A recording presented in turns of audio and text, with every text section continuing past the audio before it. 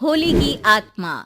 बचपन से शहर में रहने वाला मनोज इस साल होली की छुट्टियों में अपने गांव दुर्गापुर वापस आता है, जहां उसे देख पूरा गांव खुशी से झूम उठता है।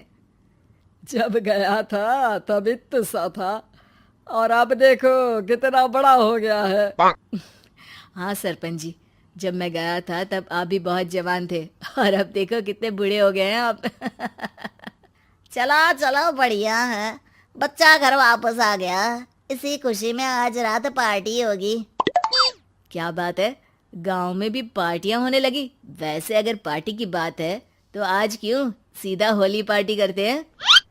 होली पार्टी की बात सुन चहल पहल में अचानक सन्नाटा छा जाता है, जिसे देख मनोज को कुछ अजीब लगता है, लेकिन तभी सरपंच बात पलट देता है। अब बहुत देर हो गई, चलो सब अपने घर चलो, पार्टी के बारे में कल सोचेंगे। मनोज भी मम्मी पापा के साथ घर आ जाता है, पर होली पार्टी और उस पर पूरे गांव की खामोशी वाली बात अभी तक उसके जहन से निकलती नहीं। पापा, होली पार्टी की बात पर सब चुप क्यों हो गए थे? अरे होगी उनकी कोई अपनी बात। मुझे गांव की पंचायत थोड़ी पता है। थक गया हूँ, चलो सो जाते हैं, कल बात करते हैं। पापा की बात मानते हुए मनोज भी सोने चला जाता है। आज तो छुपा लिया, लेकिन हफ्ते बाद जब होली का दिन आएगा तब इसे कैसे रोकोगे?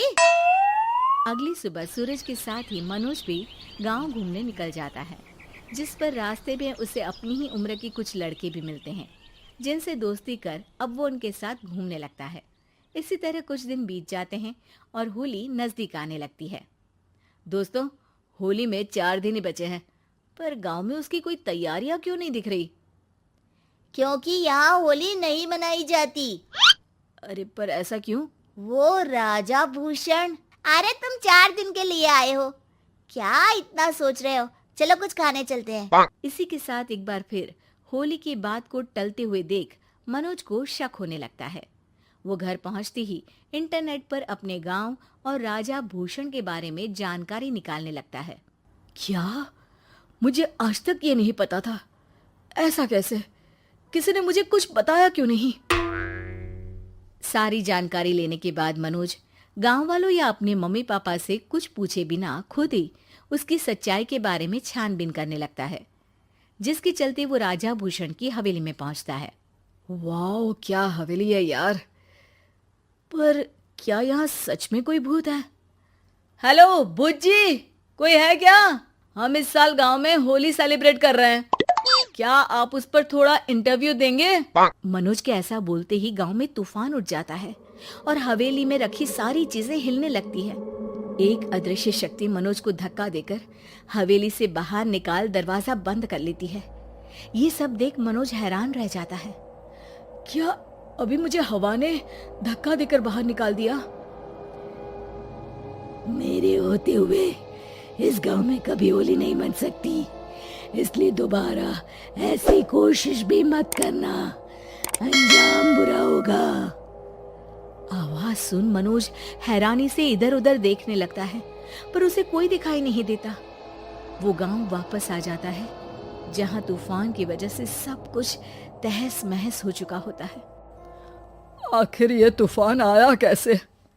ना ऐसा कोई मौसम था और ना ही हमने होली का त्योहार मनाने की बात की थी।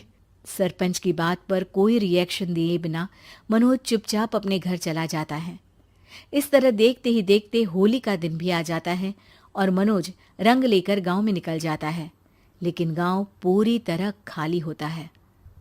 अरे त्योहार का दिन है, धूमधाम की जगह मातम क्यों मनाया हुआ है? मनोज की आवाज सुन सब अपने घर की खिड़कियां खोल के घर के अंदर से ही उसे वापस जाने के लिए कहने लगते हैं, पर वो किसी की नहीं सुनता। तुझे पहले भी समझाया था, अगर होली खेलने की कोशिश भी की तो अच्छा नहीं होगा।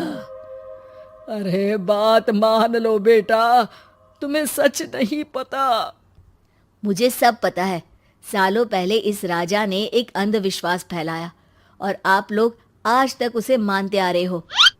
अरे बेटा, जब तुम पैदा भी नहीं हुए थे उससे भी बहुत पहले से इस गांव पर होली का श्राप है। अगर गांव में होली का त्योहार मनाया जाता है तो प्रलय आना पक्की बात होती है। राजा भूषण इस सब में नहीं मानते थे और त्योहार मनाने लगे, जिसके चलते होली वाले ही दिन पहले उनके बेटे की और फिर उनकी मृत्यु हो गई।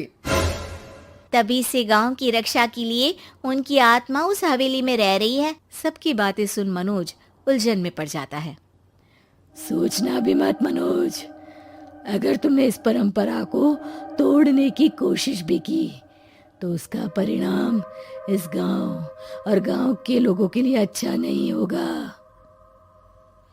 मुझे भी यकीन नहीं हो रहा कि आप लोग एक बेतुकी बात को मानकर सालों से रंगों के त्योहार को मातम की तरह मनाते आ रहे हो।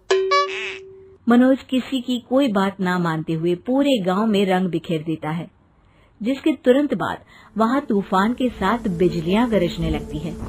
अचानक मौसम में ऐसा बदलाव देख जहां मनोज कंफ्यूजन में आ जाता है, वहीं गांव वाले डर से सहम जाते हैं।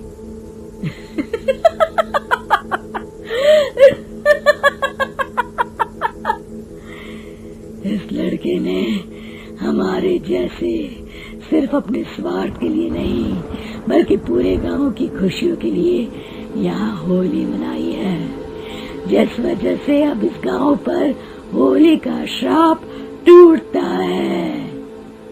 ऐसा बोलकर राजा का भूत वहां से गायब हो जाता है, जिसके बाद गांव के लोग धूमधाम से होली मनाते हैं। खुशियों के रंग गांव में बिखरे ही होते हैं कि अगली सुबह अचानक मनोज कहीं गायब हो जाता है और एक बार फिर गांव में होली का नया राज शुरू हो जाता है।